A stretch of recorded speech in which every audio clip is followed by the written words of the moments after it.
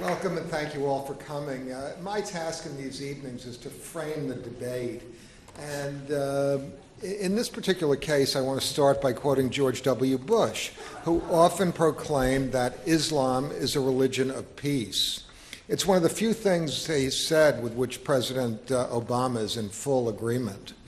And it is doubtless true that the vast majority of Muslims around the world live peacefully and do not condone violent acts. Their secular concerns are dominant, making a living, raising families, educating their children. Their religion provides spiritual comfort, a source of meaning, even transcendence to their lives. On the other hand, just today, the New York Times reported that Faisal Shahzad, the Times Square bomber, said in court prior to sentencing, quote, "Brace yourselves, because the war with Muslims has just begun." And certainly in the past decades, the vast majority of terrorist activity has been undertaken in the name of Islam.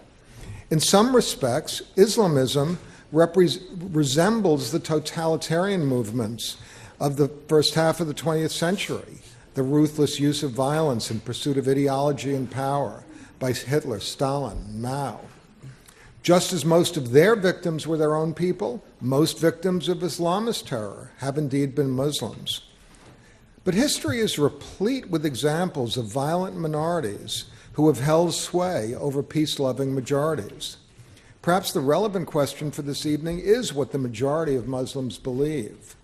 But perhaps it is whether Islam, viewed as an ideological force, is in direct opposition to Western interests and Western values. Should we respect Islam as a religion of peace, or should we accept Samuel Huntington's view that we are engaged in a clash of civilizations? Or might this be a false dichotomy? Can we honor our own traditions of pluralism and free exercise of religion and tolerance, and accept that for the vast majority of Muslims it is indeed a religion of peace, without compromising our ability to defend ourselves and our values against the ruthless few that wish us harm? Well, these are subtle and complex questions, and we've assembled an extraordinary panel of experts this evening to explore them. It's now my privilege to turn the evening over to our moderator, John Donvan. But before I do so, I'd like to invite a round of applause to congratulate him on his third Emmy Award.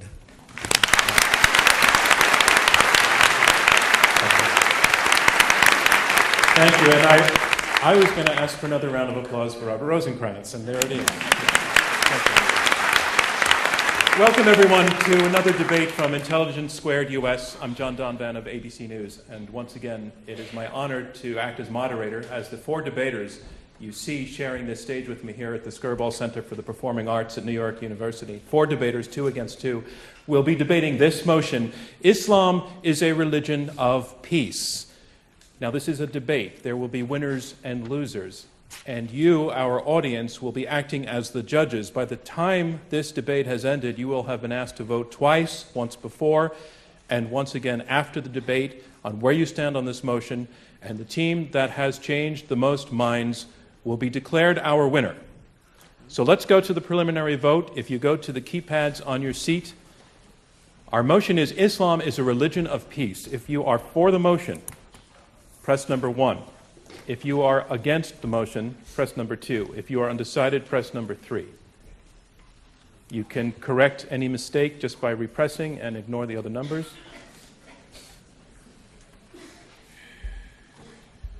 And we will present the results of both votes for you at the end of the evening. And that's how we will know who our winner is. So, opening round, I'm going to put it this way. Round 1 is opening statements by each side, 7 minutes in turn, and I would like to begin by introducing our first speaker for the motion, Islam is a religion of peace. I'd like to introduce Zeba Khan, the only American on our panel and quite possibly the youngest debater ever to take part in an Intelligence Squared US debate. Welcome, Zeba. I know that I first became aware of you when the Washington Post was running a reality game show to name America's next pundit. They had 1,400 entrants, and what place did you come in? They had 4,800 entrants, actually. 4,800. And you came in? I came in second. Second. Well, look where you are now. Ladies and gentlemen, Zeba Khan. Thank you. I want to express my deepest gratitude to Mr. Rosencrantz and the Intelligence Squared Forum for allowing me to speak tonight alongside such well-known and far more distinguished co-panelists. This is particularly an honor for me because, let's be honest, I haven't written a book. I'm not a regular on national TV or radio. What I have is my story. I am a Muslim American woman born and raised in Toledo, Ohio, by two very loving Indian Muslim parents. My sister, brother, and I were raised in a middle-class American home. We went to mosque on Sundays, attended Sunday school classes, and prayed the community prayer with our community of Pakistanis, Lebanese, and Syrian Muslims. When I was in high school, our mosque president was a woman who did not wear a headscarf. And it may come as a surprise to some of you, but for the entirety of my life, men and women have prayed side by side at our mosque, and both can enter the prayer hall using the same door. My parents are both very religious people, but they express their faith in different ways. My father emphasizes the devotional, and he tends to spend his time praying and reciting the Quran, whereas my mother emphasizes a more constructive approach. She uses community service and volunteering to express hers. But what they both share is fundamental Islamic principles. First and foremost, seek knowledge. They urge their children, all three of us, to question, to have critical minds, and to doubt. They wanted us to engage fully with our faith and to question everything. They lived out the Quranic commandment that there is no compulsion in religion, and also that God said in the Quran, "I made you into many tribes so that you might know one another." And as such, they enrolled me and my siblings in a Hebrew day school for 9 years, where we learned Hebrew, read the Torah, and prayed in a synagogue almost every morning. They always wanted us to learn about other faiths, and they always made sure that we knew the difference, though, between Islam and Judaism. But they always made sure we also respected our Jewish sisters and brothers in faith. My story is just one of 1.5 billion stories in some 57 countries. The Muslim population is one of the most diverse and eclectic in the world. We are Sunnis, we're Shias, and even in the Shia tradition, there are Zaydis, Ismailis, Ithna Asharis. There are numerous madhabs or schools of thought and Sufi mystic orders. Like Christians and Jews, Muslims can be observant, non-observant, reformist, humanist, secularist, extremist, mainstream, and there are even some Muslims who consider themselves culturally Muslim but are actually atheist. Now, the motion before you tonight is asking you to determine whether Islam is a religion of peace. And at first blush, that might seem a bit tricky to decide. After all, the Quran and the Hadith have verses in them that point to peace and justice and love. But there are other verses that are about violence against specific people. So how then do we reconcile these seemingly contradictory verses? How then do we decide whether Islam is a religion of peace? The only way to answer that question is to take an honest look at the people who practice the faith and how they interpret it. According to Gallup's groundbreaking study on what 1 billion Muslims think, 93% of Muslims around the world are peaceful mainstream Muslims. 7% are what Gallup terms as politically radicalized. And within that 7%, there's a smaller percent that has succumbed to the use of violence. Any percent is too much, but we must remember that the violent minority of a minority are motivated by politics, not religion. As Gallup concluded, what distinguishes the politically radicalized Muslims from the mainstream Muslims is their politics, not their piety. Robert Pape, a University of Chicago political scientist, further confirmed this in his book Dying to Win, in which he came to the same conclusion, that the actions of terrorists are politically motivated, not through religion. The Tamil Tigers, for example, which are predominantly a Hindu group, used and pioneered the use of suicide bombing, did so for secessionist reasons, not for religious goals. Our opponents would have you believe that there's a take-all, no-winners clash between Islam and the West, and that Muslims who try to balance their Western values and Islam arrive at a state of cognitive dissonance and are left either mute or crazy by this internal struggle. That description doesn't resonate for me, or for my family, or for my friends, or for my community, because those two aspects of our identity were never in conflict with each other and were never introduced to us as in conflict with each other. I didn't realize that there were people out there who wondered whether Muslims like me existed or could exist until after 9/11. Let me be clear. There are some horrifically violent criminals out there who twist our faith to justify their hate and their violence. But I'm here to tell you they don't speak for Islam. Mohammed Hamdani, a first responder who died on 9/11, speaks for Islam. Hassan Askari, a Brooklyn Muslim who stepped in on the subway and saved a complete stranger who was being physically attacked because he was Jewish, he speaks for Islam. Zainab Sulby, through her organization Women for Women International, has assisted over 250,000 women across the world. She speaks for Islam. And the entire Muslim community of India, who, when the authorities asked them to take the militants who attacked Mumbai in 2008, said resoundingly and collectively, no, we will not let the terrorists be buried with us. The media and those who profit from the narrative of Islam versus the West are never going to tell you my story or the stories of these Muslims who constitute the vast majority of Muslims around the world. But just because you may not hear us, it doesn't mean we're not speaking out. And just because you may not see us on TV, it doesn't mean we don't exist. If you vote against the motion, I would argue you're voting against the moderate voices of mainstream Islam and telling the terrorists that you agree with their version. I urge you to vote for the motion. Thank you. Thank you, Zayda Khan. Our motion is Islam is a religion of peace. You have heard the opening statement in support of this motion. Now to speak first against the motion that Islam is a religion of peace, I'd like to introduce Ayaan Hirsi Ali, a very, very well-known dissident, born in Somalia, fled to the Netherlands where she was a member of the parliament, the Dutch parliament. Now she's in the United States, once again on a case of asylum because, Ayaan? Well, because I had to live with, basically, I was afraid for my life.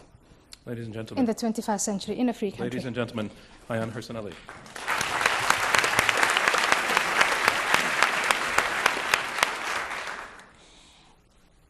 Ladies and gentlemen, I'm surprised by the motion itself. When I first had it, it reminded me of the academic question, how many angels can dance on the head of a pin? And I'd think, well, if you do the salsa or the cha-cha, not many. Why are we not having a motion on, is Christianity a religion of peace? Is Judaism a religion of peace, etc.? Because those would be academic motions. Unfortunately, the motion, Islam is a religion of peace, is not academic. I respect and admire Ziba Khan, and I want to acknowledge the fact that you indeed are a demonstration of the assimilation of a Muslim individual, a Muslim woman, into Western society, into an American society, that you come from a middle-class family that was very eclectic and respected pluralism. I respect that very much, and I admire you for it, and I think you are an example to others. However, I disagree with you that you represent Islam or that you speak for Islam. The problem that is inherent in Islam from the time of its foundation up to this moment is who speaks for Islam. And I'll get to that later on. Is it Ziba Khan or is it Faisal Shahzad, who was also a middle-class man, went to business school, married an American woman, had 2 children, lived just like you, like many of you. And yet he made a different choice based on a combination of piety and politics. And that's what Islam is. And before I go on, let me define the key terms of the motion. First, religion. The most common definition of religion you will find is the universal quest of humans in search of the sacred or the holy. That search is expressed intellectually, it's expressed in practice, it is expressed in fellowship. And you look at a religion like Islam, on an intellectual level, it was expressed by the founder of Islam as a demolition of all other gods. Polytheism had to end, and all humanity had to be united under one God. From those of you who are familiar with history, and I think a crowd like this is, you know that no monotheistic religion can be a religion of peace. No monotheistic religion is a religion of peace. And definitely not Islam. Monotheistic religions know periods, lengthy periods of peace, but they also know lengthy periods of war. In terms of practice, yes, in Islam, you practice charity, you go to Hajj, you pray, all of that. But in terms of practice, there's also the expression, there's the concept of jihad. And I find it a pity that Ziba Khan did not mention that concept, which is central to Islam's conquests and Islam's success. The founder of Islam, Muhammad, in his lifetime, conducted 65 campaigns of war that were all successful. And that militaristic history of Islam is well documented. Just go Google it. And if you don't find it on Google, go to all those former empires that were conquered. The combination of a history of empire, of conquest, also leaves a legacy behind. And that legacy is the thrusting together of people of different ethnicities, languages, etc. So even if that empire declines, the likelihood of conflict, of war, is probable, it's high, especially where there is a fault line. That's where Samuel Huntington had a point. That history of militarism, combined with the legacy of empire, those 2 points alone belie the motion tonight that Islam is a religion of peace. But that's not all. When empires decline, those who are defeated, and the Muslim empire declined, those who are defeated sometimes find themselves in a state of victimhood. That state of victimhood is exploited by the leadership or those self-appointed leaders of Islam. And what do you see? You see a number of people, and I concede it's a minority, who believe that Islam is under siege.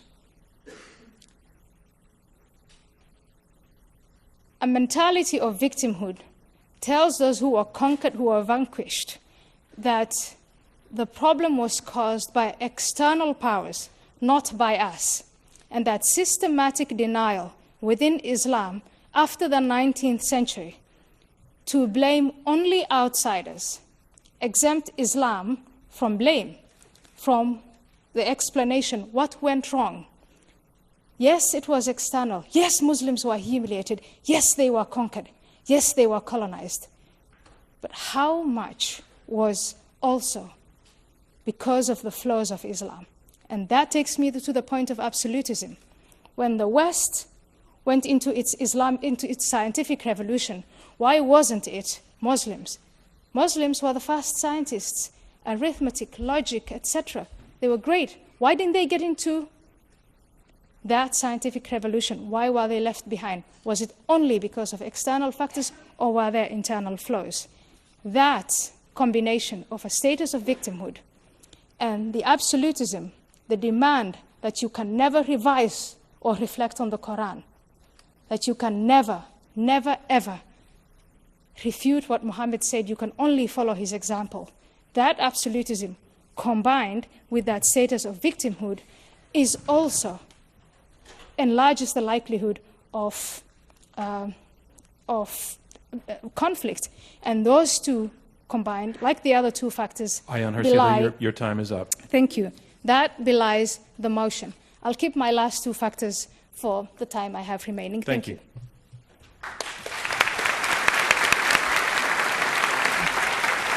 We are halfway through the opening round of this Intelligence Squared U.S. debate. I'm John Donvan. We have 4 debaters, 2 teams of 2, fighting it out over this motion: Islam is a religion of peace. You have heard from the first 2 debaters in their opening statements, and now on to the third. I'd like to introduce Majid Nawaz, who is director of the Quilliam Foundation, and he is, in a way, has an amazing biography. Several years back would have been America's nightmare. He was a radical. He was imprisoned in Egypt while on a trip there, though he's born in the UK, was in Egypt and tortured for being a radical, and something happened to you in prison. A 180-degree turn in one sentence. What was it? In one sentence? Yeah. We're talking about 4 years there. Yeah. Amnesty International. But I'll explain that in my, hopefully. Fair enough. Ladies and gentlemen, Majid Nawaz. Thank you. Thank you. Could I indulge the audience and just ask for a round of applause for Zeba's mum? She's just over there. I think she did a wonderful job. Yeah. To raise your daughter to speak Hebrew in the current climate is amazing, and I applaud you. Ladies and gentlemen, thank you for giving me this opportunity. I want to begin by just stating what this debate is not about. This debate is not about making excuses for terrorism. Basically, my career is to challenge extremism and terrorism in the West and also in Muslim-majority countries. I've just flown right in from Pakistan, where I've been building the foundations for the first nationwide social movement to challenge extremism and promote democratic values in Pakistan. And I'm proud to announce that just today, we gained our 10,000th member on Facebook. So this debate is not about making excuses for suicide bombers, even inside Israel. We make no apologies and no excuses on this panel for terrorism, for extremism, and for people who kill innocent civilians, including inside Israel. This debate acknowledges, we on our panel, Zeba and myself, acknowledge that Muslims do need to speak out against extremism and to challenge it, and more Muslims need to do that more actively. We acknowledge that Muslims bear a responsibility in reclaiming their faith from those, the minority, who have hijacked Islam and who have captured the public imagination in their definition of Islam. We acknowledge that, and I am, in my own person, a manifestation of that effort, as is Zeba in the way she was raised. So we acknowledge that as well. This debate, in fact, is an appeal. It's not, also, before I move to the fact that it's an appeal, it's also not a threat. So we're not going to argue here tonight that if you don't vote for the motion, that somehow Muslims are going to rise up and attack you for insulting Islam. That's not the case. This is an appeal. And it's an appeal to your good sense and your good character and to what you know inside you. This is actually not a debate for Islam at all. This is a debate for peace. And we are not arguing for Islamic peace.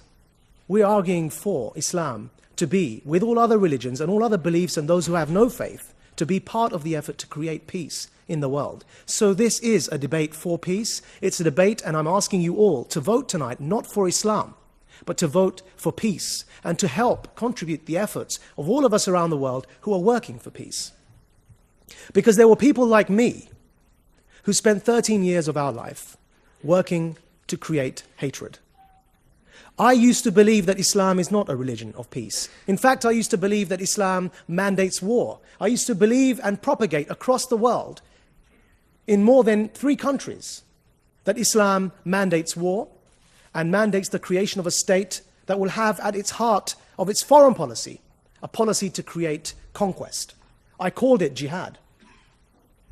I believed Islam was not a religion of peace because I adopted an ideology at 16 years old and stuck with that until my imprisonment, and then after I was released from prison when I was 28 years old.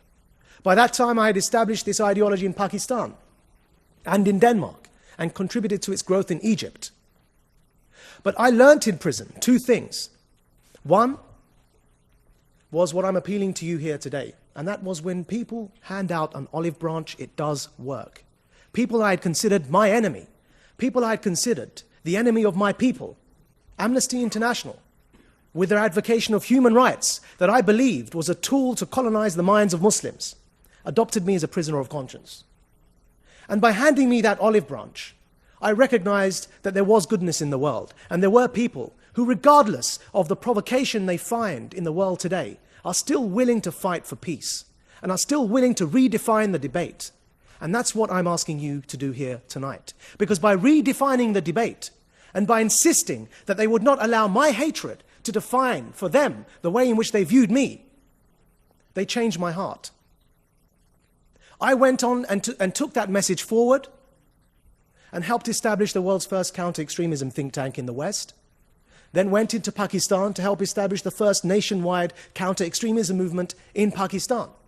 And as I said, we have 10,000 supporters before we've even launched of Muslims from Pakistan who are helping us to redefine the debate, who are not allowing the minority of extremists to hijack Islam, to monopolize its definition, and then define for us all that this should be a world of war, not just Islam as a religion of war, but as you heard from our co-panelist here on the other side, all religions should be religions of war in their minds.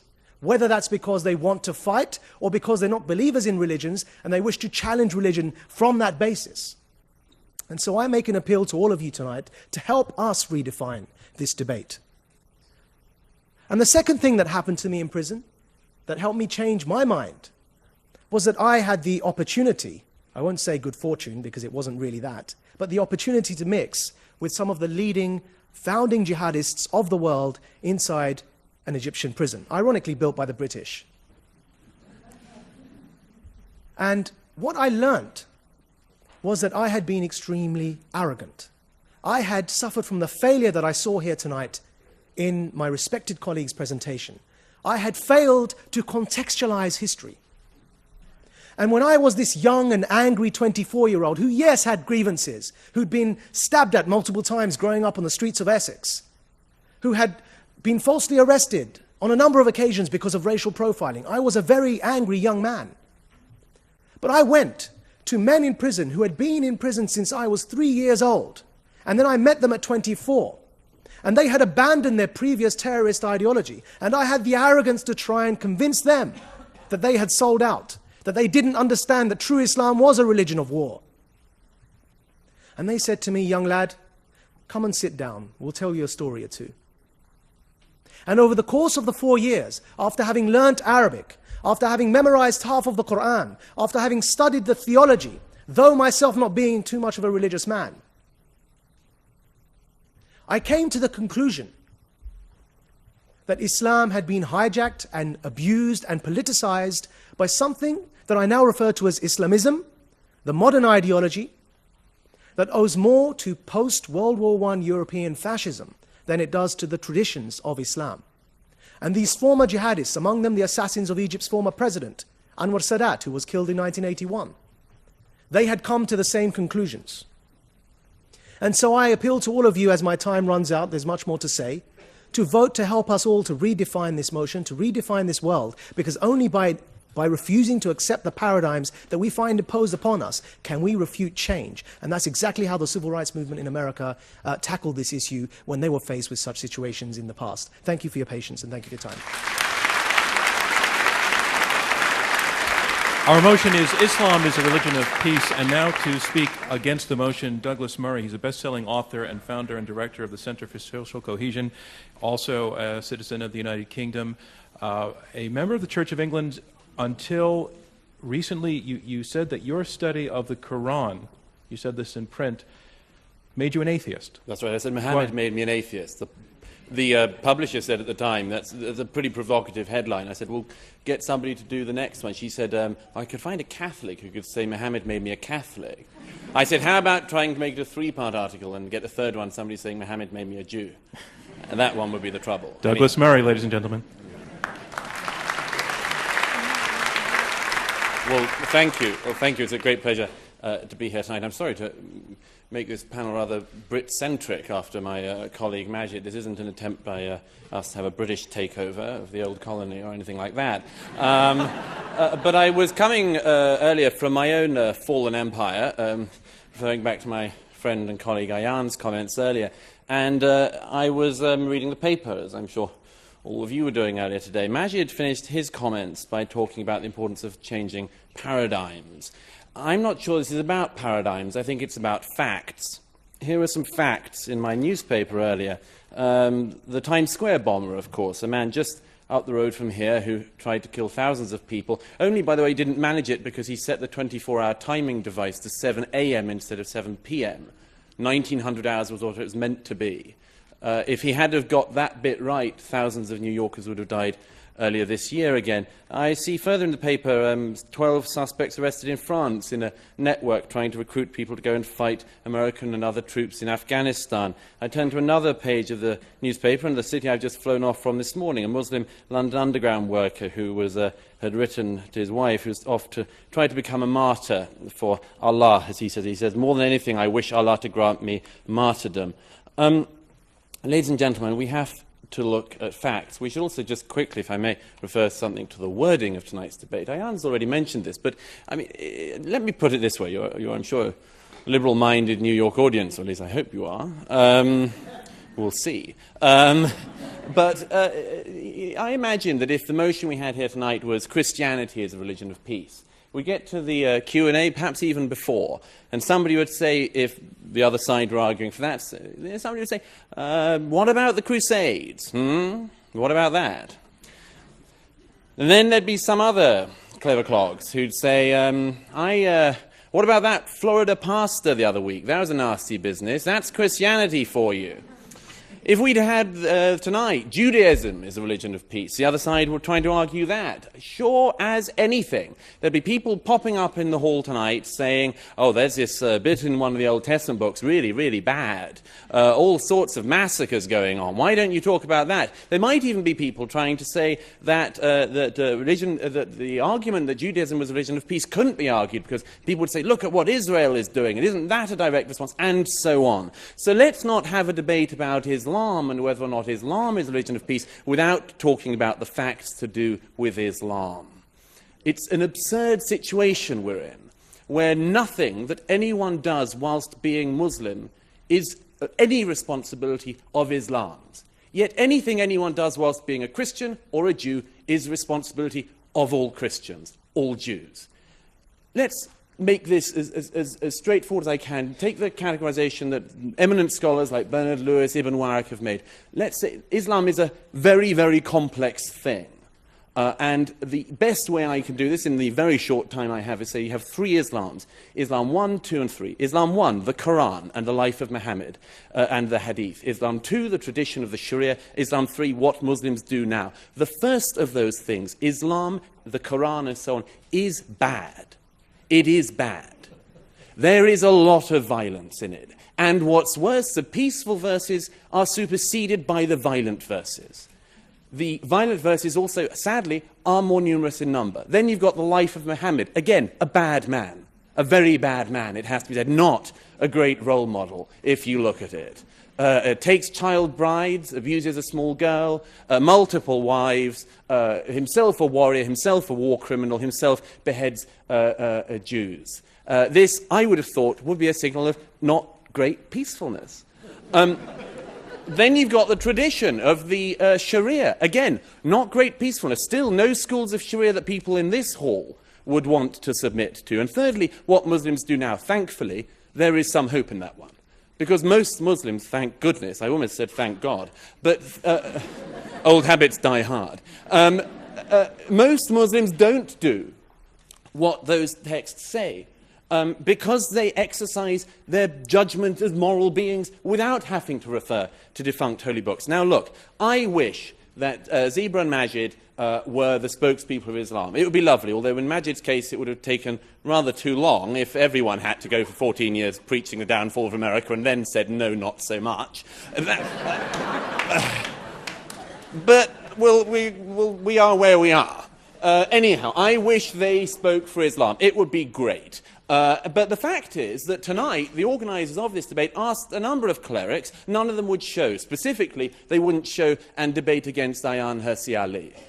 Myself, I don't think they cared. But But no, it's very interesting that they will not debate. Time and again, the actual leaders of your religion will not debate this. And you're left with people like we have here. The reason why is, of course, is that the leaders of the religion show such terrible lessons. It is not a small thing. It's not, as it were, a detail. It's not like a wacky Florida pastor that you've got the largest Sunni state of Saudi Arabia, the most important Sunni state in the world, the most extraordinary closed prison of a society. It's not a detail. It's not a one-off nut job. The Shiite Republic of Iran is what it is, led by the people it's led by. That is not an accident. It's not a detail.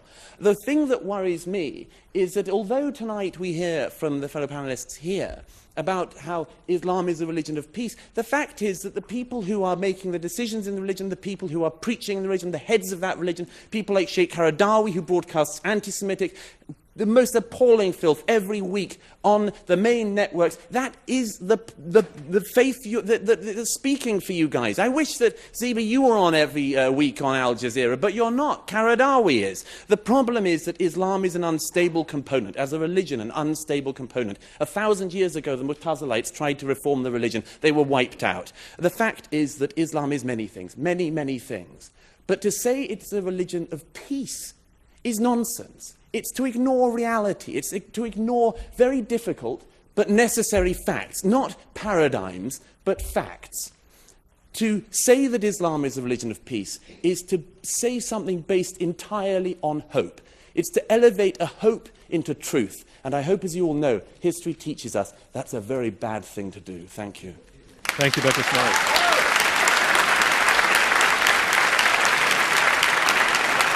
And that concludes round one of this Intelligence Squared U.S. debate.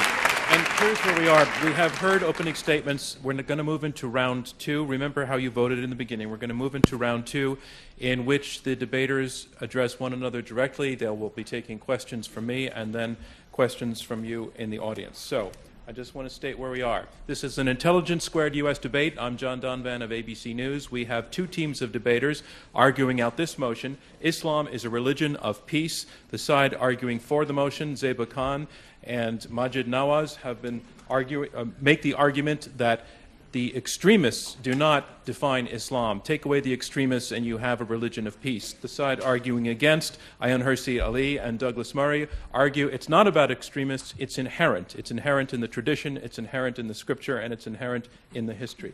And to the question of the notion, Ayaan Hirsi Ali, of this not just being about extremists, you concede that there are extremists, but that's, you say, not the problem. What about your opponents? What about your parents? What about Muslims you know who do not adhere to a violent form of religion? Are they, if there's something about the faith themselves, are they embracing spiritually something that is morally an illusion?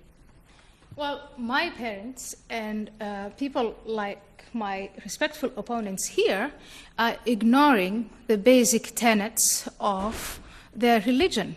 When Muhammad, the founder of the religion, called out to all Muslims, and that's how he won most of his wars, by saying, I have been ordered, and all believing men have been ordered to attack and kill and maim anyone unless they testify, unless all men testify to the fact that Allah is the one and only, Muhammad is his messenger.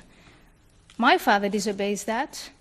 Majid Nawaz tried to obey that first and then stopped obeying it. But the fact that that scripture is there and that history of militarism is there belies the notion that Islam is a religion of peace. The point I want to make is Islam is a religion, when you take the scripture, that can be employed to wage war, and Islam as a civilization has known periods of peace, but you cannot, if you pay attention to that history, pay attention to the evidence, continue to say that Islam is a religion of peace. No monotheistic religion is a religion of peace. No monotheistic religion is only a religion of war. It is both. But in Islam, and that's why we are debating it in the 21st century, there are more occurrences of violence and war and strife and subjection of women than there are in other religions. And my point, our point is, let's not deny it, because by denying it, we don't solve the problem. Let's admit it, and then as intelligent people, take it from there.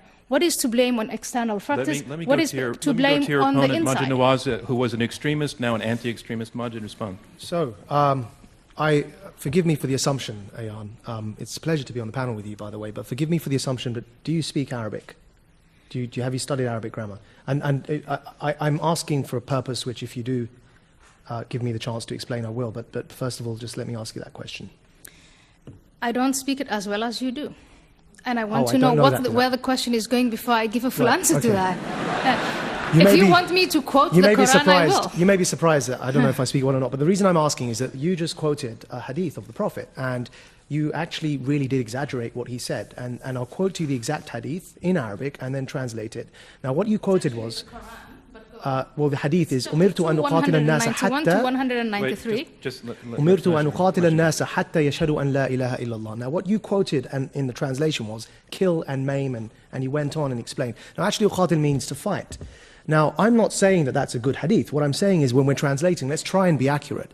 And that brings me to the point. And that is that I've just thought of a word to describe this, and it's just come to me, so thank you, because I'm going to use it forever onwards. And that word is suspended intelligence. There's a tendency when discussing Islam to suspend the tools that we have learnt and studied, that you have studied as well, that we use to analyze every other piece of scripture and literature in the world. And that is that we recognize that texts do not speak for themselves. We recognize that when we interpret scriptures and texts and books and poetry, that they are contextualized, that we have methodologies to approach them. When we're reading Shakespeare, when we're reading anything, we recognize that there's a way to interpret text, and there are schools of thought and differences over how to approach texts. Now, if we contextualize Martin Luther and say the Reformation was a good thing, despite the fact that he said, kill and slay the peasants, wherever you find them, when they followed Thomas Munzer, when he was calling for not just breaking away from the papal authority, but also for rebelling against the monarchies and the dictators that they found themselves in. Martin Luther sided with the tyrants against Munzer and said, kill the peasants wherever you find them. Despite that, I'm prepared to say the Reformation was a good thing. And the reason I'm prepared to say that is that Martin Luther must not be judged by the standards of civilization that we, after an accumulation of thousands of years, have arrived at. He must be judged by the standards of civilization that were around during his time. And that's how society evolves. And we recognize that for every other faith and for every other piece of literature, yet when it comes to Islam, somehow we want to suspend Douglas Murray. what we've learned about Come that on. and quote Come on a verbatim from moment, texts. Majid. Yes, we read things in their context. I mean, you read We do. Chaucer in context. Chaucer doesn't have followers. He doesn't have 1.4 billion people who believe every... Sorry, or I meant, quoted or are meant Martin to Luther, believe, not Chaucer, or are that meant is. to believe everything that I says. suppose Hang on, Martin Luther does have followers, If you doesn't he? allowed me to speak, Yeah. I'd address your Luther point. Yeah. I'll get there, I promise. Right. You don't have followers of Shakespeare who insist on, or are meant to be insist on line by line following everything Shakespeare did and believing everything he wrote. That's because it's literature. Actually, what's happening, Majid, is you've put your finger on the problem. Absolutely. It's not us that isn't applying the rigorous critical faculties. We're applying them to the Quran as we would to any other work of literature. You're not, because you can't. And the final thing on that, What do you mean he can't? What do you mean that he can't, Douglas? Well, because Majid knows very well that Majid if is a he's... believer. that And if he's believers through- are not allowed to contextualize the Sorry, text. Is that can true? I bring you back to my question? What Wait, about wait, Martin is Luther? that Because point true? if you were, Well, if if- you were if the allowed point- to just a moment, I am. contextualize, you would say some of the things that Right. Muhammad did is crap. If You the- would say some of Yeah. the did Majid, is it things true was that you great. cannot- So you you cannot- contextualize. Is it that true? No, it's not true. Now, can I say... What do you that think of as Muhammad many- taking a 6-year-old as a bride? What do you Okay, think of that? I don't think that's a particularly good idea. However, what I would say is that Glad to hear it. there are many, many people We are in progressing. history that have done such a thing. And what we're talking about here is the failure to contextualize actions for the standards of their time. And I'll come back to the point I made, because, Douglas, you didn't address it despite I'm your about protestations to that you do were so. going to. Now, let me just ask you again. Martin Luther was a fundamentalist, Yes. wasn't he? Absolutely. All Christians will let agree me- with you that he was Right. a fundamentalist. Can I now answer Majid's Please. question? Yes. And then I want to bring in Okay. Zeba. If there were currently Lutherans, there are Lutherans around, you meet them occasionally in Scandinavia and so on. Very nice. Very nice it is. And peaceable guys they are by and large. If, however, there was a large proportion of Lutherans somewhere in Scandinavia that started blowing up non-Lutherans, or no, sorry, let's be absolutely right, started massacring peasants. Do you think that people would say, hang on a minute, let's not criticize Martin Luther, he did that by the standards of his time, we shouldn't criticize his followers all that much, we shouldn't point out what he said and so on. No, we just say, you know, don't go and massacre peasants, full stop. It was rubbish at Douglas, the time, it's rubbish now, it's the same with the Quran. You're missing the point. If you're failing to judge... No one, let me bring in your partner. I just wanted to point out in terms of when we're talking about the Quran and saying that we can't contextualize it, that's simply not true. That is a debate that's hot in the community amongst Muslim scholars and amongst Muslims themselves. We're debating that very question. Is the Quran a living document? Much like it's similar in comparison to, say, the Constitution and the debates that happen around that. Around that. The fact is, scholars say that, you know, when you look at the Quranic Arabic, there can be, 2, 3, 4, 5, 6 interpretations for every word. There's only certain things in the Quran that scholars agree are concrete, like the concept of God, afterlife, things like that. But beyond that, there is a wide range of interpretation, which is why there is a history that not many people look at, and that's part of the problem, that nobody's actually looked at the history of debate within Islam about every sort of aspect that can come to mind. I disagree with that. The reason why I disagree with it, it would be more accurate, Ziba, if you said the scholars that you find attractive say that.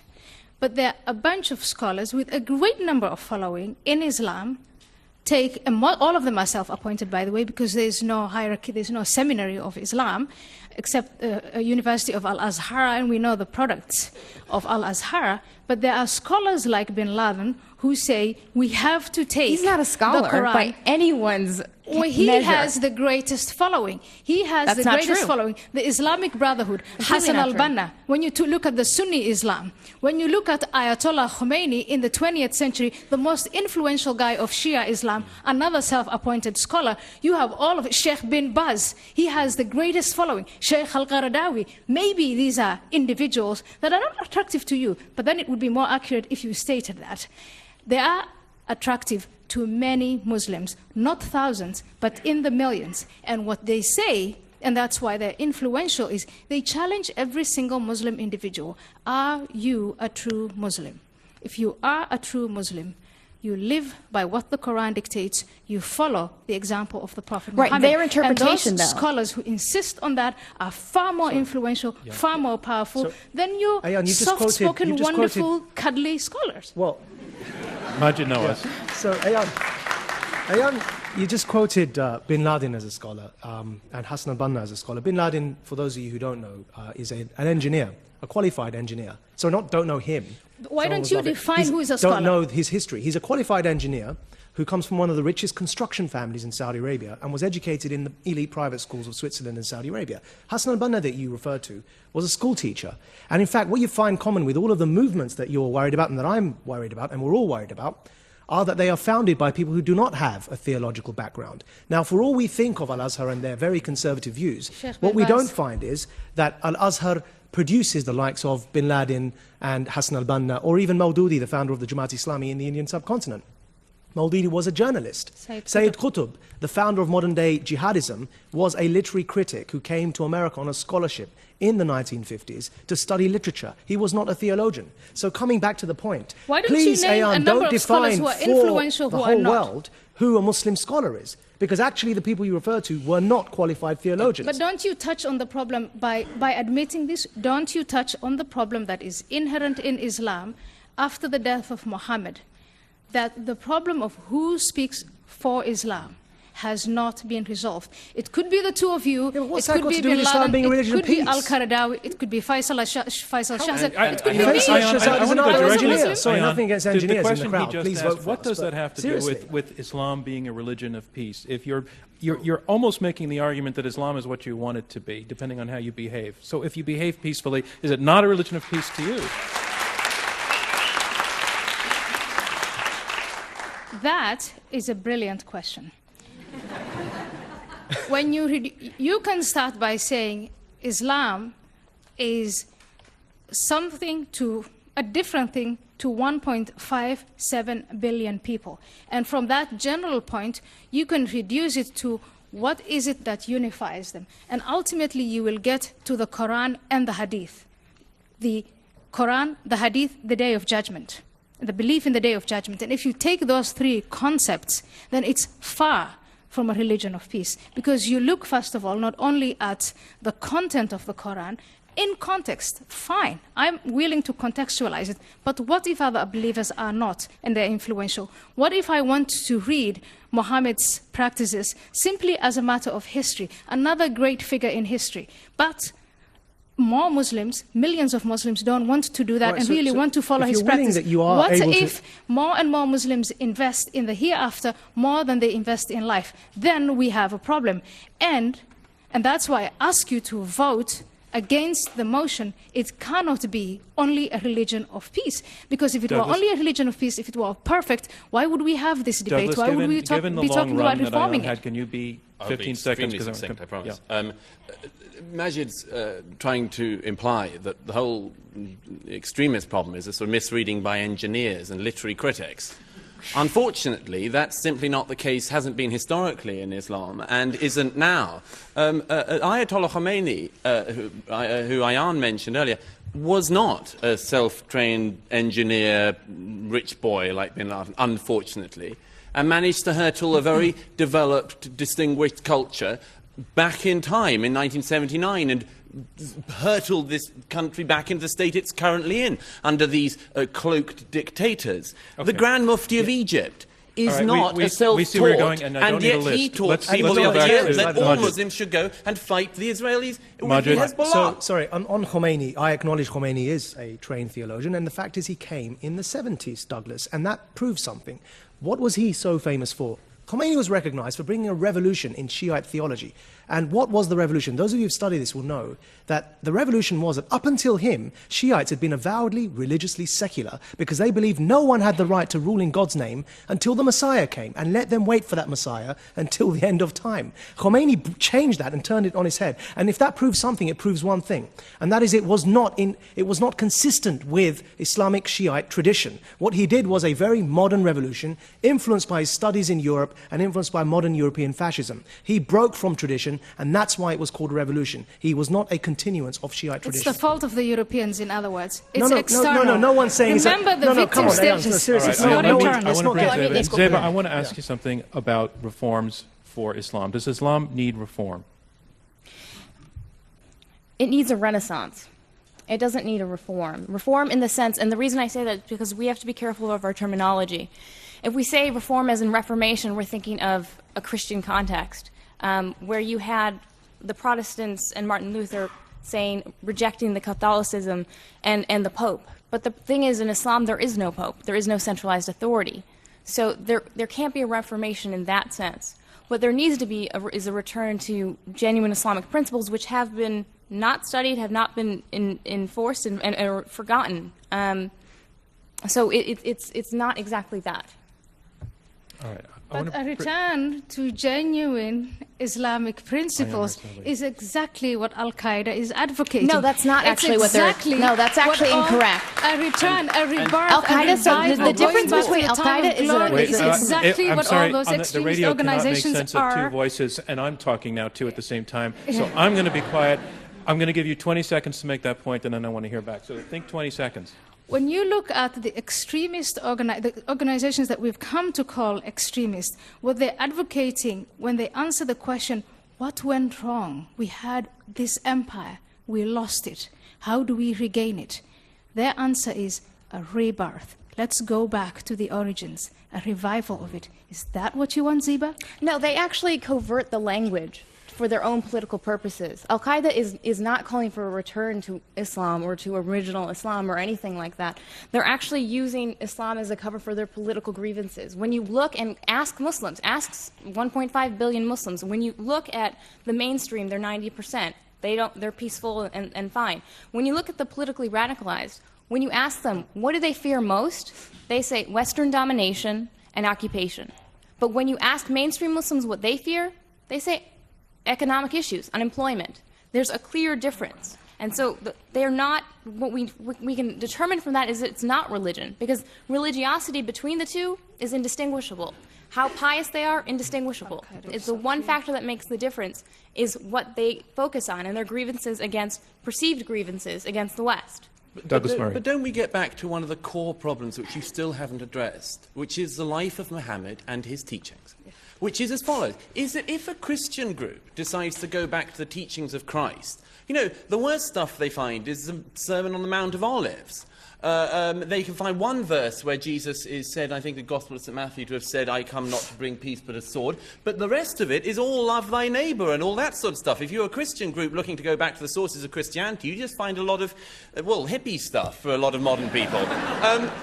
So what is it about this religion we're talking about tonight that you say is a religion of peace, that when people go back to the origins, they find a founder who was violent, teaching violence? See, this comes back to what you mean by people going back to the origins, and I refuse, as does Zeba, and as we're asking for all of you to do, is to refuse for Islam to be hijacked and monopolized by the bin Ladens of this world who want to tell you what it means to go back to the original sources. Now, if that was the case, then I ask you, why is it that in Bangladesh, where there was a free and fair election, the Islamist party lost roundly? They completely lost the elections. In Pakistan, where there were recent elections, the Islamist alliance in the north that came to prominence after the occupation of Afghanistan, they completely lost all their seats. So the Muslims in two of the most populous Muslim-majority countries in the world, as is the case in Indonesia, whenever they have a chance to vote, they do not vote for the Islamist extremists. And time again in elections across Muslim-majority states, they have proven that their interpretation of Islam, and they are the majority, is not the interpretation of Douglas, Ayan, and bin Laden. Now, I don't want to be in that camp. All right. I want to take a little break and move on to the topic and the status of women in Islam. I'm John Donvan of ABC News. This is an Intelligence Squared U.S. debate. We're at the Skirball Center for the Performing Arts in New York City. Our motion is Islam is a religion of peace. We have two teams of two arguing for the motion, Zeba Khan and Majid Nawaz, and arguing against the motion, Ayan Hirsi Ali and Douglas Murray. Here in the West, one of the issues that is very complicated for people in coming to terms with what they think Islam is the status of women in Islam. I'd like to go to Zeba Khan. Take that on. You know what I'm talking about.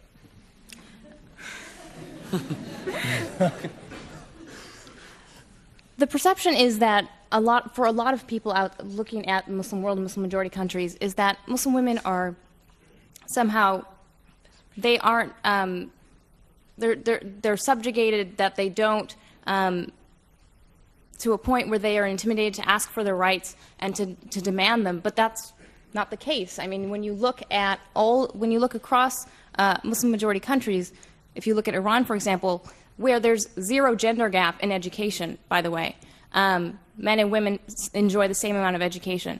Obviously, when you're at that level of education, you're aware of what your rights are and what you are demanding. And so, you know, in Iran and places like that, they are demanding their rights. They are pushing for them. In places like Afghanistan or Pakistan, where the gender gap is larger, that gap obviously needs to be filled. But there are women who are pushing there as well. It's not. It's women that are stepping up and taking the lead on this. Other side response? Ayan Hirsi Ali. Well, when I try to define Islam as a religion there is expression. What you find in the Quran is expression after expression, verse after verse, and also in the Hadith that women are subordinate to men, that they have a guardian, they need to have a guardian. Their testimony is worth half of that of men. They can only inherit half of what their brother inherits. When it comes to sexual offenses, women are the ones who get, in reality, where Sharia is implemented, and that is not only the practical side of Islam, but also the fellowship side of Islam, everywhere where Sharia is implemented. And there are more places in the world today where Sharia as a family law is implemented, where it's not implemented on a political level, but in all of those places you see a subjugation of women. You see honor killings. You see women who are denied education. If you look on a global level, the levels of illiteracy among women in the Middle East is appalling. That's not something that I'm telling you because I'm, you know, whatever. I misunderstand Islam, but that is report after report. And the latest one is the United Nations UNDP Human Development Report that was first published in 2002, and that was again published in 2003, 2004. And if you follow these reports, this is empirics. This is not something that I'm imagining. The situation of women in the Middle East, in Muslim countries, is dire. And the principles that underlie it and the practices are Islamic. It's Sharia law in action. And the appalling, the nightmare is women who have fled those countries, who are now in the West, American citizens, European citizens, are subjected to parts of Sharia law. And Ziba, I think that denying that kind of, not just as a matter of debate, but I then try to question, where does your solidarity lie as a woman who grew up in a free country, a free woman, and as vocal as you are, shouldn't you be more solidar with them? I am. Ziba Khan. I am.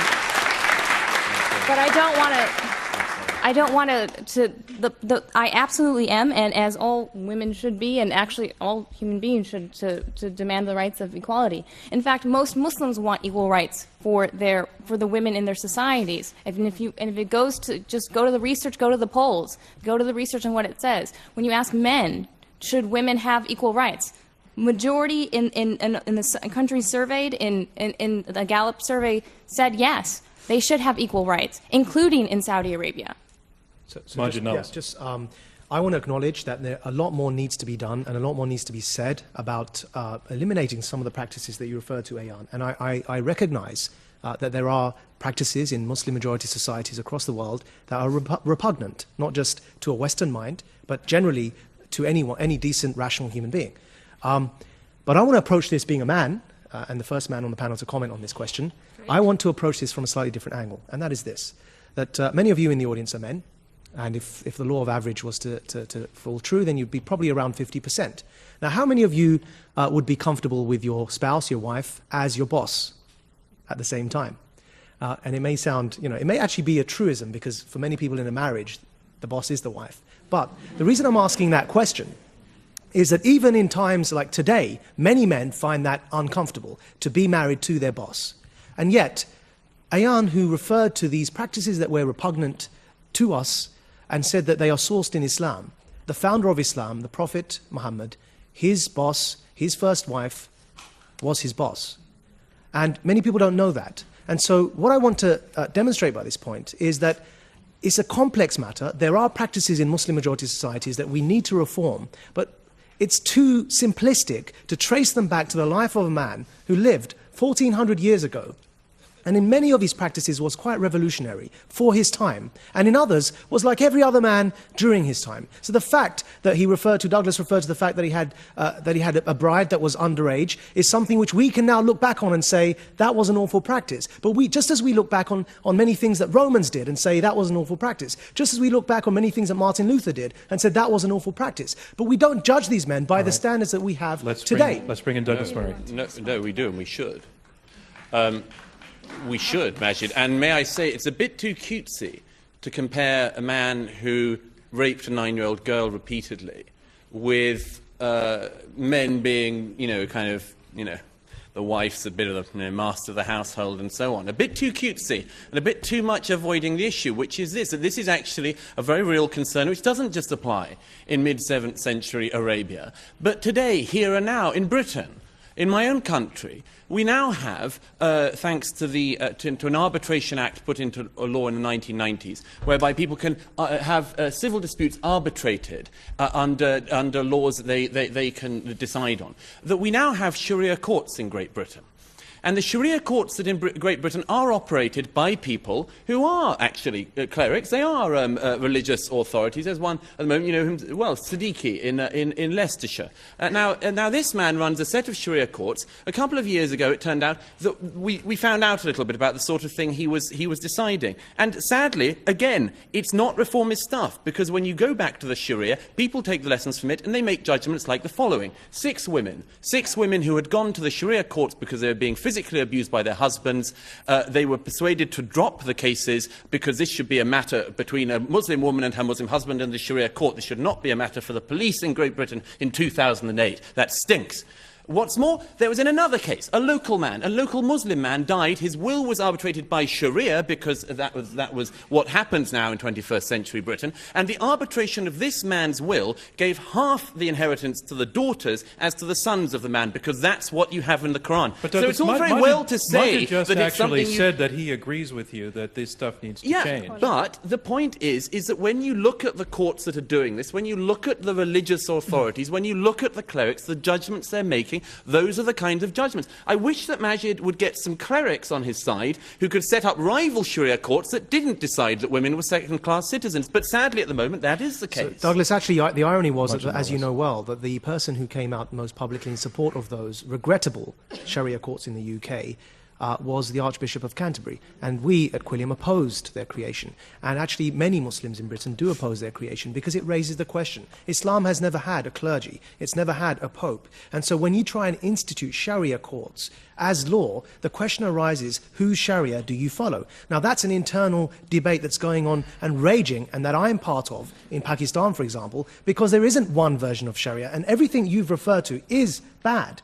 We condemn these practices, but the fact is we can't be reductionist, essentialist, simplistic, lack nuance and call it Sharia, because there isn't one Sharia, as you well know, just as there isn't one reading of Shakespeare. All right, I want to move on, and when we come back, we're going to take questions from the audience. All right, so we're going to go to questions from the audience now, and if you raise your hand, what I'll do is take a cluster of questions and then start presenting them to the panel. And I just want to remind you, if you'll get a microphone, please stand up and hold it about 2 fists away from your mouth so that the radio can pick you up. And please keep it as terse as possible right against the wall there. And blue shirt here. And eyeglasses and green. All right. So you get 30 seconds to ask your question. It makes me nervous that you've got something written down on a piece of paper. Under 30 seconds, I promise. All right, go ahead. Zeba, in your opening remarks, you said that Islamic terrorists are motivated by politics, not religion.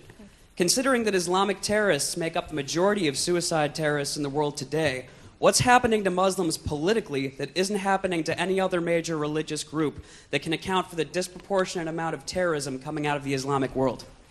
Bingo. That was a good question. Yeah, that's That is Under 30 the model. seconds. Yeah, that was a great question. Your number. I'm going to take the questions. Oh, and sorry. then number 2.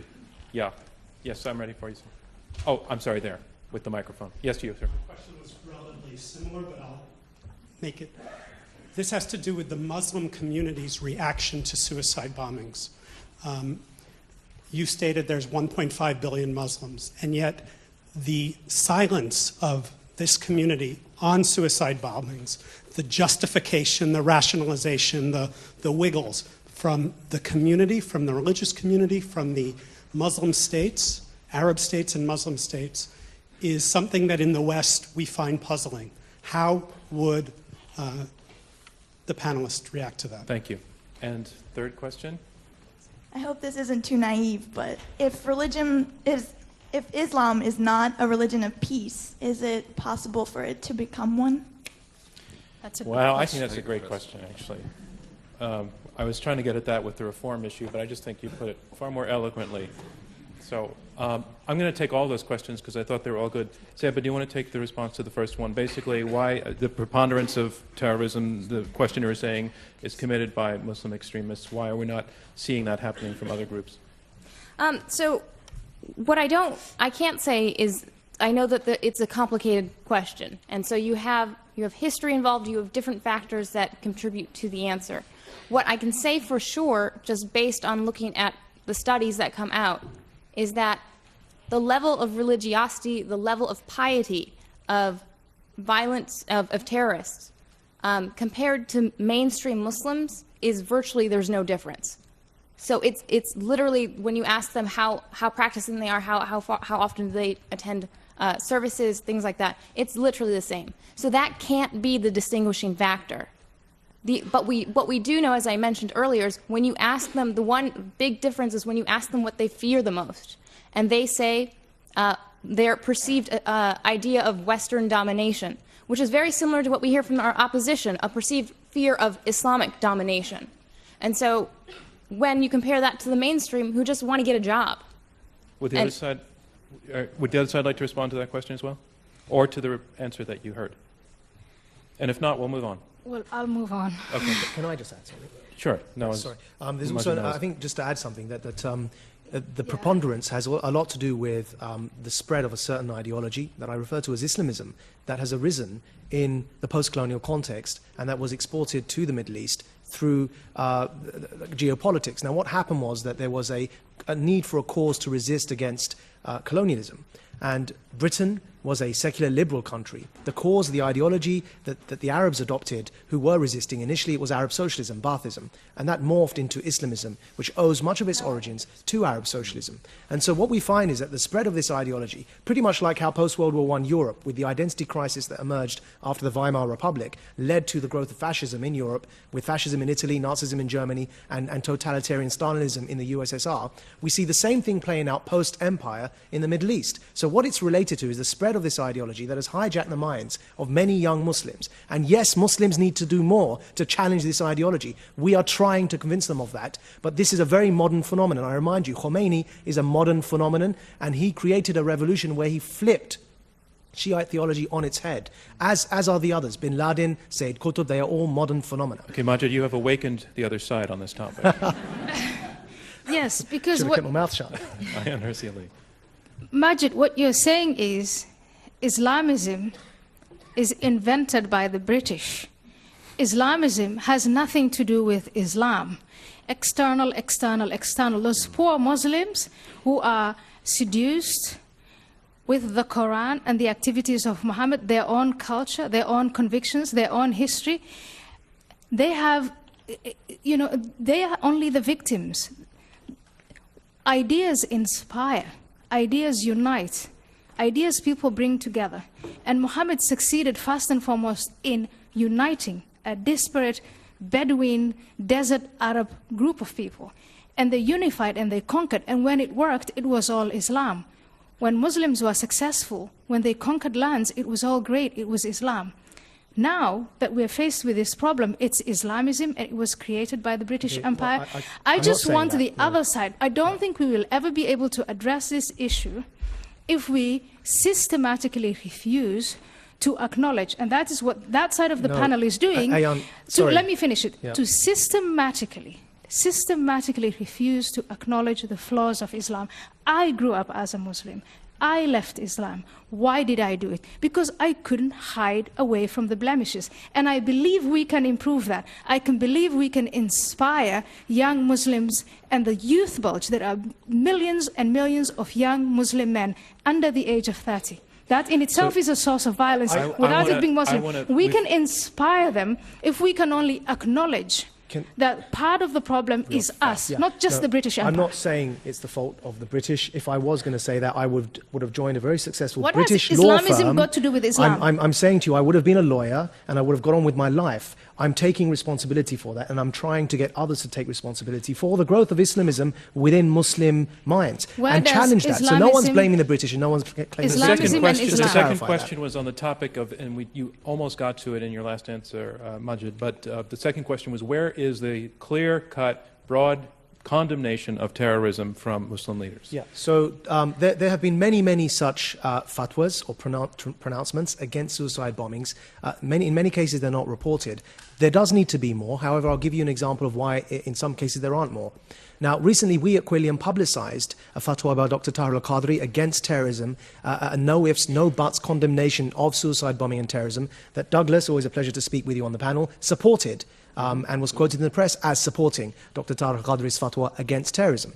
Now, the reason why there aren't many more such examples, though there are quite a few, is because prior to Dr. Tahir al-Qadri issuing this fatwa, his colleague, who was also from the same way of thinking, was assassinated in Pakistan, was killed by a suicide bomber in a mosque where all the other congregants who were praying were also blown to smithereens because he had the guts to simply give a sermon in that mosque condemning suicide bombings. And so this is why many people are scared, because it takes guts, I tell you, to go into Pakistan and try and challenge these extremists. That's a country that doesn't have much rule of law. It's a country that's struggling against the so-called Pakistani Taliban from taking over a third of their country. And they're fighting that fight on the front lines. And there are those who are brave enough just to give a speech to condemn terrorism, and they're blown to smithereens in their mosque while praying. Majid. And surely they're religious people. They were praying in a mosque, Douglas.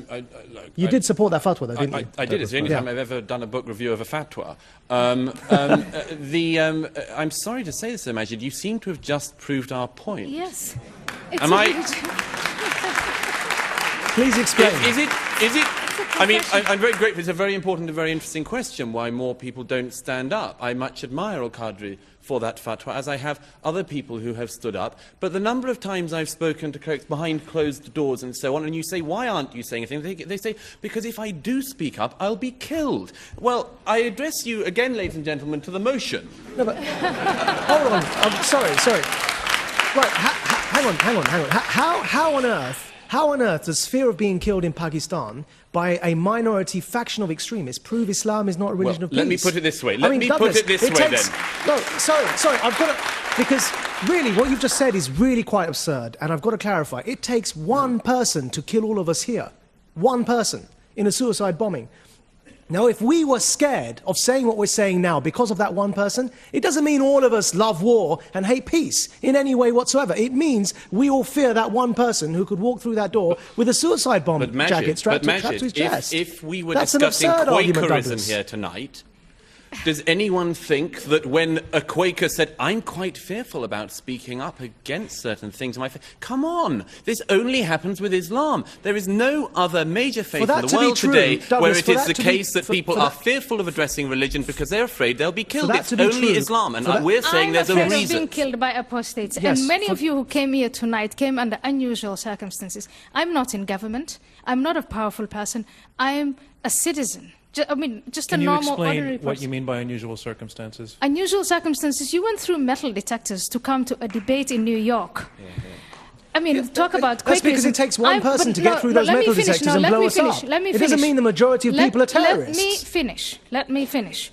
The people that I am protected against, and you as an audience too, the individual who wants to kill me because I'm an apostate of Islam is inspired to do that from the scripture of Islam, the example of the Prophet Muhammad, the clergy that preached to him, and the reward he will get in the hereafter that is promised in the Quran. All of that is Islamic. The sooner you admit that, I'll tell you what he's inspired by. The sooner you admit that, the sooner I can get rid of my bodyguards. He's inspired. I'll tell you what he's inspired by. Yeah? Right. This I want to have the last word on this point because I want to go back to the young lady's question. Sure. So I tell you what, he's inspired by the very same interpretation of Islam that you have. He's not inspired by Islam. He's inspired by your interpretation of it, that is Bin Laden's interpretation of it, that is Sayyid Qutb's interpretation of it. And I've got to say one last thing. I've got to say one last thing. The thing is, you're not the only one on this panel. I have an Al-Qaeda death threat on my head too because I'm saying what I'm saying. And what I'm saying is that, and I've been attacked in Pakistan physically for saying this. What I'm saying is enough to extremism, enough to terrorism. Let's separate Islam from extremism and disempower the minority of extremists who are trying to hijack a good faith. Douglas, you've had death threats as well. Minority. You have also had death threats. Sure. I mean, one of the points about this area is everyone gets death threats. I mean, it's just an unfortunate thing about this debate. I think Zeba and I are going to leave this I mean, as I say again, I think it speaks for itself. I hope no one threatens a chair. Can you repeat the question that I liked so much? Yes. If Islam is not a religion of peace, is it possible for it to become one? My answer is yes, on condition that, first of all, Islam is not a religion of peace, and I hope that we have demonstrated here tonight that it's not. Can it become a religion of peace? Yes, if a number of conditions are met. But what is it for all of the people who practice it peacefully? But let me complete the conditions. What is that faith that they're practicing then? And not only practice it peacefully, but That's the part that I'm not finding in your explanation. Why are we having, again, over and over again, first of all, in my view, no monotheistic religion, because there's that divider between we and they. And because when that's unifying, I mean, there are so many factors within every monotheistic religion that make it inherently aggressive. It's not only Islam. But there are a number of factors that in the 21st century combine. Again, there is the history of militarism and the awareness of that. There's the victim status. There's the youth bulge. Let's not forget that. There's the revival of that theology, the revival of the example of the Prophet Muhammad, the investment in the hereafter. And you say a lot of people practice the religion in peace. What we know is that a lot of people are passive and are actually not practicing their faith, are not practicing Islamic Who are scripture. you to say who's practicing their faith and who's not? Let me finish. They're It's not for following you to the example. decide. I'm the Muslim. You're not. But let me finish. Let me finish. You are not practicing. You are Really? not practicing. Are Let you me- Sheikh? No, but let me say, Sheikh, you are not practicing. Let's hear what she says. Wait a minute. I want Please, to finish. let's hear what her point You is. are not practicing chapter 2 of the Quran, verse 191 and 193.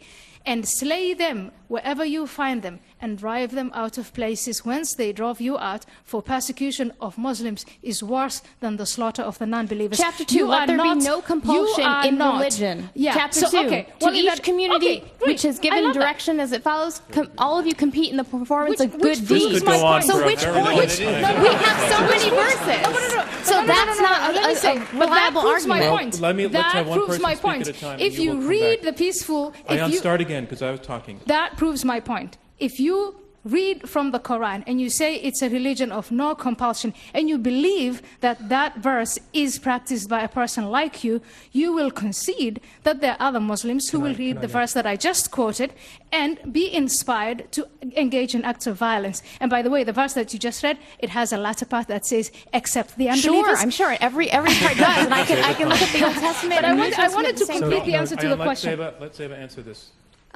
Sorry, what was the last point? Well, my last point was that it is both. It's not just a religion of peace; it's also a religion of war, and both verses prove Okay, that. but do you want to respond to that, Zeba, or do you want to? I think I'll have to come back. Okay, Douglas. That is an important one. Ayan and I and people who make some of the points we make are often accused of taking bits of the Quran out of context. I think you've just seen a very good example of it from the other side. I'm not saying that that isn't a good verse to live one's life by. One cannot just simply quote the verse about there being no compulsion in religion as And though you it can't doesn't quote have the other ones either a without follow-on. context. It has As a though follow-on. it doesn't So have a do those follow-on. And ones. as Ayan has just showed you, As it does has a those follow-on. ones. So I think this gets back to the very important question the lady halfway back there made, which is whether or not this can be a religion of peace. I believe it can be. And when I said earlier there are three types of Islam I identified, I said the first one, the scriptures, the life of Muhammad and so on, bad. Second one, Sharia, interpretations, bad. But thirdly, the way Muslims live their lives today, in this country and countries like it, that is our source for hope. And the source of hope for that is that they individually use, like many people do religion. I'm not a religious person, Ayan isn't either. But we recognize the fact that people of religious faith have the right to that faith, should practice that faith, should have no fear of practicing that faith. There's no problem with this. But it's a private matter, and one which people come to very strange private arrangements about. And I just wanted to add this, which is that if those people are going to be able to reform that faith into the religion of peace you're talking about,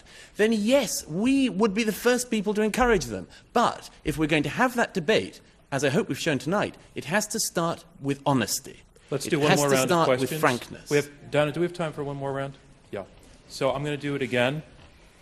I would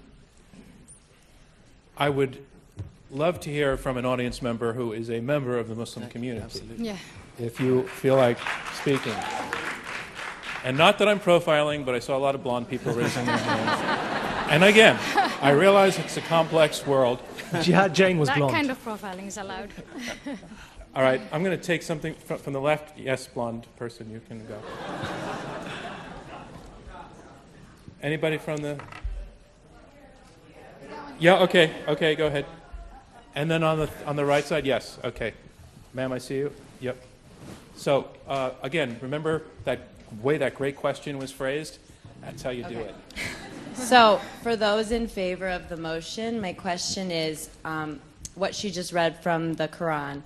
You know, you expressed that you didn't agree with it, and clearly, you know, you're interpreting the religion as you will, and in a very peaceful way, which is great. But do you ignore those parts? How do you react to it? You said there were multiple ways, just like we interpret the Constitution, there are multiple ways to interpret what the Quran is saying.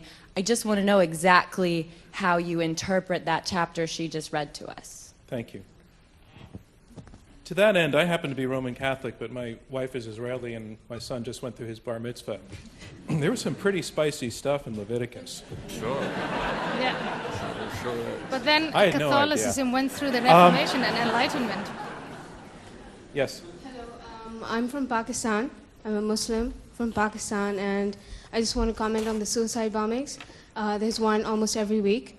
And if you feel that as a nation, after being destroyed repeatedly since 9/11, we would still be sympathetic to extremist sentiments when two of my students were killed in suicide bombings. But what is your question? My question is, I want you to consider what the value of socio-economic, cultural factors, political dictatorships. What role do those factors play in making young people susceptible to extremism? Do you not feel that Majid covered that in his remarks? Because I feel that he did. Well, I don't think the audience understands. Let me put it on hold then, and then the third person. I have a question for Ayan Hirsi. I'm a Muslim woman, and she was referring to the subjugation of women. This has to do with the subjugation of women. I'm from India, and my question is, if women are not educated, in a lot of Muslim countries, that's the problem, that women are not educated. And when they're not educated, they don't know what their rights are. And so they're not going to demand their right. That's the whole point in not educating half the population. But my question to you is, what does that have to do with Islam? Because according to my understanding of the Quran, the first word that was revealed of the Quran to Prophet Muhammad was read. It had to do with education. And the Quran... So can you give me a question in one sentence? I know you can, so go for it. My question is, what does that have to do with Islam? Because the Quran doesn't say that, according to my understanding. The education, it doesn't say educate men, do not educate women. Nowhere in the Quran have I found that. Let's take that last question first, Ayan.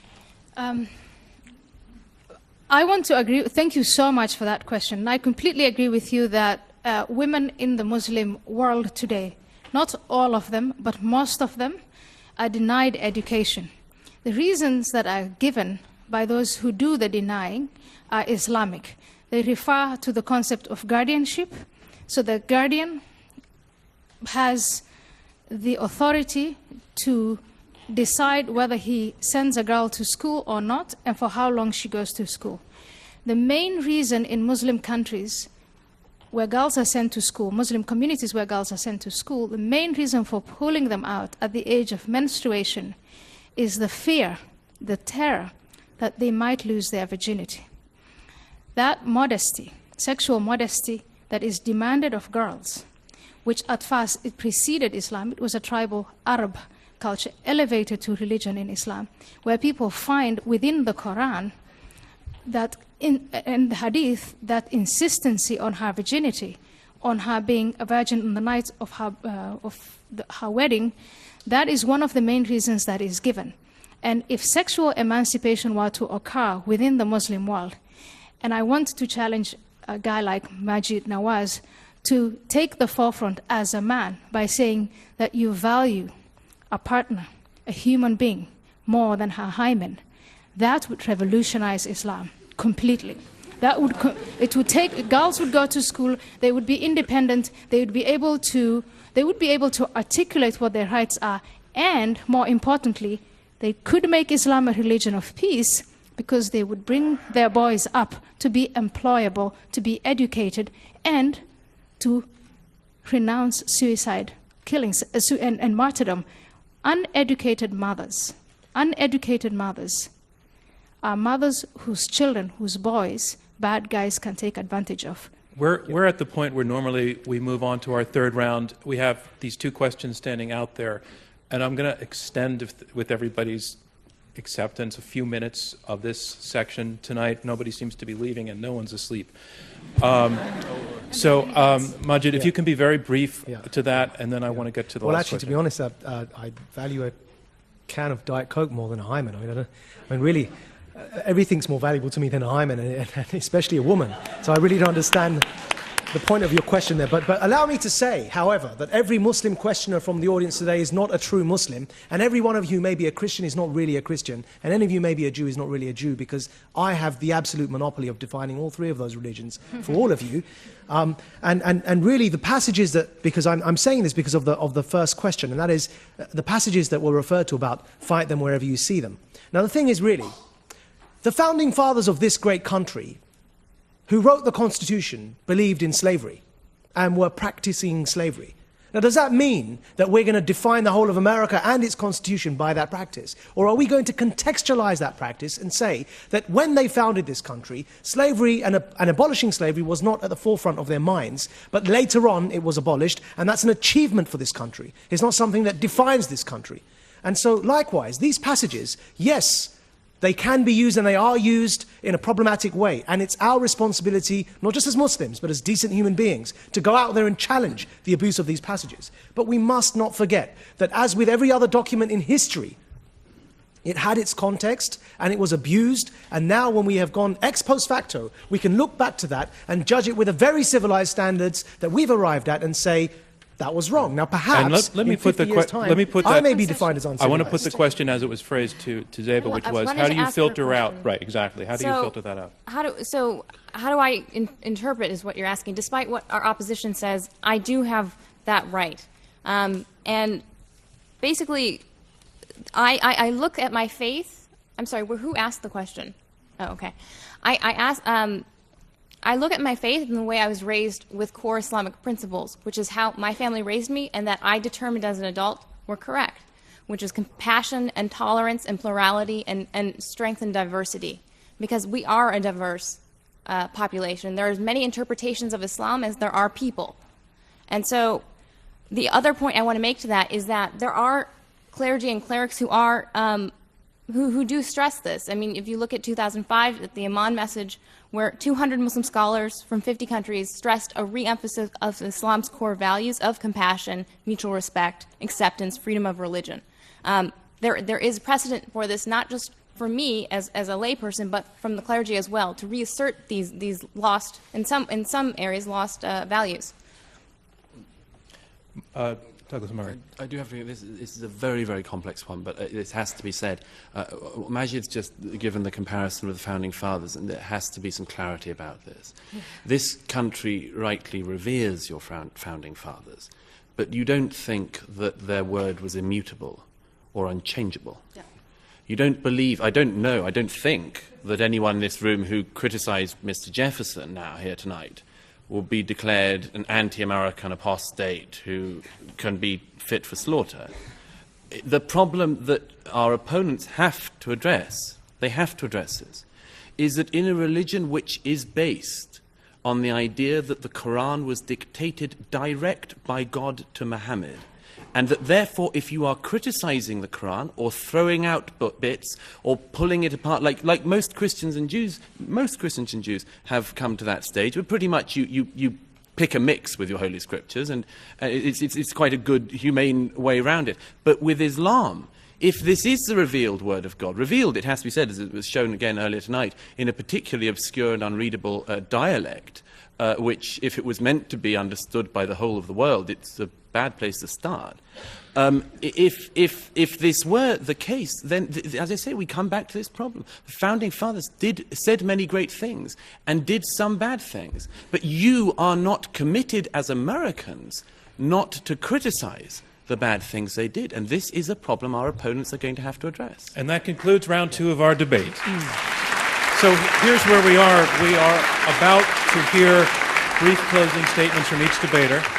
They will be 2 minutes each, and this is their last chance to change your minds and to respond to some of what's been said over the last hour. You will be asked to vote once again and to pick the winner just a few minutes from now. But first, on to round 3, closing statements. Our motion is Islam is a religion of peace. And speaking first against the motion, Ayaan Hirsi Ali, a resident scholar at the American Enterprise Institute and a critic of fundamentalist Islam. Islam is not a religion of peace, and I woke up to the facts on the 11th of September 2001. Perhaps I should have woken up to the facts earlier, but I admit that I did that then at that time. Talking to people of my faith, Islam, and my friends, and discussing with them, I remember all kinds of fallacious arguments, but I remember one consistent thing, and that was to exempt Islam from any criticism. It was culture, it wasn't Islam. But a religion is born in a culture, and if that culture is not peaceful, then that religion is not peaceful. I was told it's politics. We've heard it tonight many times. It's not the religion. But Islam not only has a pious dimension, but it also has a political dimension, a complex system of laws, a political philosophy on how society should be organized. And if you look at that political system, it's anything but peaceful. What emancipated me from the order to submit my will completely to Allah, which in practice means the concentration of power in the hands of a few, was to learn to think critically, the Enlightenment. Vote against this motion and open up the flows of Islam for debate in order that Muslims, those who are not yet emancipated, may take charge of their own reason, of their own faculty. Vote against the motion that Islam is a religion of peace, and toss that fallacy into the trash can of history. Thank you. Thank you, Ayaan Hirsi Ali. Our motion is Islam is a religion of peace. Now to summarize his closing position for the motion, her position for the motion, Zeba Khan, writer and advocate for Muslim American civic engagement. Thank you. Faisal Shahzad, the underwear bomber, and the group of young men that were picked up in Pakistan. All of them were for violence and trying to attack our country and learn how to attack our country elsewhere. But the one thing else that the media consistently forgets to mention, or conveniently forgets to mention, is who turned all of them in. It was Muslims. It was their family. Because that is a Quranic principle, that you stand up for justice, even if it's against yourself. And in this case, someone's son, or several people's sons, or the underwear bomber's father, who was Nigerian and not American, did this, turned him in, and sent word to the authorities. And a Senegalese merchant was one of the first unreported, but was one of the first people to see the Times Square attempted bomber. Our opponents have a very simplistic outlook on this, on the world and what's currently at stake. They see it being Islam versus the West. But the truth is, it's not. It's between moderates and extremists of all kinds. And I urge you to vote for the motion because the overwhelming majority of Muslims, the facts are clear. They are peaceful, they're mainstream, and they condemn violence against civilians and have no interest in terrorism, which is consistently, as the woman in the audience said, are attacking Muslims, mainstream Muslims, every day, brutally and oppressing them because we don't accept their version of Islam. I'm asking for your help, as other people, as people of reason and of people of a moderate voice, to support us as we fight them, and we are fighting them, although we don't hear it as often in the media, which focuses on violence and fear. But the fact is, Muslims have always been fighting them. Zeba Khan, your time is up. Thank you. Thank you very much. Our motion is Islam is a religion of peace, and here to summarize his position against the motion, Douglas Murray, best-selling author, founder, and director of the Center for Social Cohesion. Thank you. Well, thank you for a very enlightening, I think, debate tonight. I think we, on this side, made it very clear that we don't think there's a fight between Islam and the West, or Islam and civilization, or anything else like that. We've made a very clear set of points tonight. And one of those points, which I hope people will bear in mind, is we have said repeatedly that it is in Muslims and their critical faculties, Muslims and their behavior, Muslims and their faith, that we have hope. And it is in people like you that we have hope for the future. And if the motion were that Islam a century from now could be a religion of peace, and people would be quoting Ziba and Majid and seminal moments like this, and that they had learned, well, that would be terrific. But at the moment, tonight, you're being asked to vote on whether Islam is now a religion of peace. Is Islam a religion of peace? I think it is very clear that it is not. This does not mean, of course it doesn't mean, that Muslims are all violent. We would never make that point. We never have made that point. Nor does it mean that there isn't hope in the future. Nor does it mean that we have to have continual clashes till the end of time. But it means we have to start by being honest. We have to be frank about what we see in Islamic history, in Islamic conquests, and in Islamic scripts. We have to be frank about that. In societies which Islam dominated, conquered, and subdued the peoples in the Middle Ages, people who were not Muslims were sometimes allowed to remain in those societies, but they were allowed to do so only by having second-class status, dhimmi status. I would ask you tonight, ladies and gentlemen, not to be dhimmis, not to have second-class status, not to vote for things because you think it's polite or because you think you have to say them, but because you think they're true. On that basis, the idea you could vote for the motion tonight is absurd. Islam is palpably, demonstrably, evidently not a religion of peace. Vote against this motion. Thank you. Thank you. Our motion is Islam is a religion of peace, and our final speaker to argue for the motion that Islam is a religion of peace, Majid Nawaz, director of the Quilliam Foundation and formerly a member of a radical Islamist party. Thank you. Right, so I'm not going to ask you to be polite. I would dread to think that that's why you'd vote for the motion. In fact, what I'd like to do is give you 4 reasons to vote, basically 4 reasons why the panel's arguments are incorrect and 4 reasons then to vote for the motion. And as for the failure of the panel, I think number 1 is that there's a failure to contextualize. As I've tried to say time and time again, there's a failure to contextualize history and texts and sources, and there's an intellectual suspension that occurs when discussing Islam that simply doesn't occur when discussing the Constitution or any other piece of literature or writing. Secondly, there's a failure to disclose. And as we've heard from the panel, both of them, and there's nothing wrong with this, by the way, both of them are not believers of any faith, and that's their perfect right to do so. But they've made it clear their real agenda is with all religions. And I think we have to be honest with ourselves, that actually religions can and have historically played much good and have come to much good in the world, including the Reformation, despite the fact we have to contextualize it. Thirdly, there's a failure to nuance. And as we've heard, gross generalizations about Islam by quoting isolated passages are being made. And fourthly, there's failure to be honest. And that honesty is in refusing to recognize that the vast majority of Muslims, where there have been democratic elections, have refused to turn in the extremists, as the examples I cited in Bangladesh and Pakistan. Now, please vote for the motion. And the reason I'd say that is reclaim Islam. Don't let the minority hijack it. Yes, even for those of you who are not Muslims, reclaim it because it's a faith like all other faiths that does need to be redefined in current times. Secondly, vote for peace. This is not a vote for Islam. It's a vote for peace, and I'm sure all of us want peace. And thirdly, I'd say, help the confused Muslims in the world, the faction, the minority, the young minds, like I was, who are confused, help them make up their minds by giving them guidance, by giving them an olive branch, and voting for peace tonight. And finally, I'd say that even if you're unsure, even if you think Islam is not a religion for peace, I would ask all of you here tonight to vote, as we've heard the admission from the other panel, it can be a religion of peace, so vote for what you'd like Islam to be. If you'd like Islam to be a religion of peace, vote for it. Thank you. Thank you. Majid Nawaz. And that concludes our closing statements, and now it's time to learn which side you feel has argued the best. Sorry? Against all religions. I just wanted to object Okay. to that.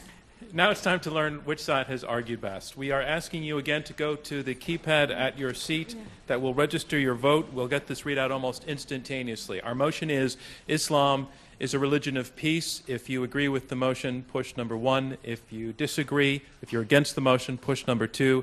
If you're undecided, push number 3. And we'll have the results in about a minute. Before we get there, I just want to say that this has been probably the most spirited debate that we've ever had, and I thought it was conducted mostly with respect and with honesty, and I want to congratulate all of our panelists for coming out here.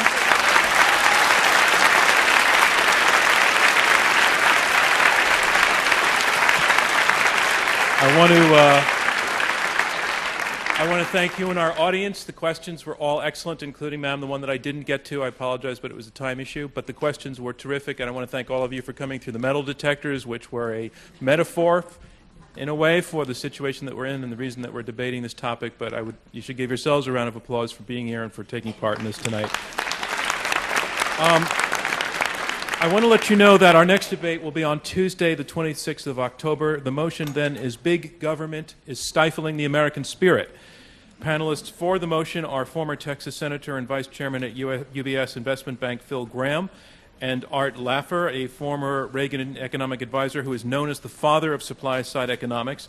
Against the motion, NYU Stern Business School professor Nouriel Roubini, and Laura Tyson, who is a professor at the Haas School of Business at the University of California in Berkeley and a member of President Obama's Economic Recovery Advisory Board. Individual tickets are still available. You can get them by going to our website and also upstairs at the Skirball box office. Intelligence Squared US is now on Twitter. You'll find us at twitter.com/IQ2US. You can follow us for announcements and interesting links, and you can video of this debate. You can find by following those links. You can use #IQ2US, and also you can tweet about what you thought about tonight's debate and its results. And you can become a fan of Intelligence Squared US on Facebook, and by doing so receive a discount on upcoming debates. All of our debates, as we've talked about, are heard on more than 220 NPR stations across the country. Remember, as you stand, to turn your cell phones back on, or you might miss important calls.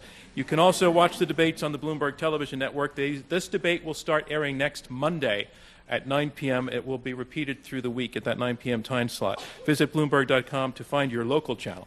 Intelligence Squared is now one of the most popular public affairs podcasts on iTunes, and you can download that and listen to past debates at IQ2US. All right. It's all in now. I've been given the results. Remember, the team that changes the most minds is declared our winner, and here it is. Our motion is Islam is a religion of peace.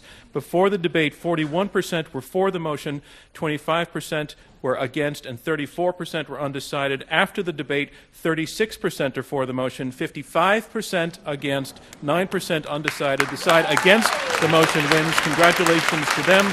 Thank you from me, John Donvan, and Intelligence Squared US.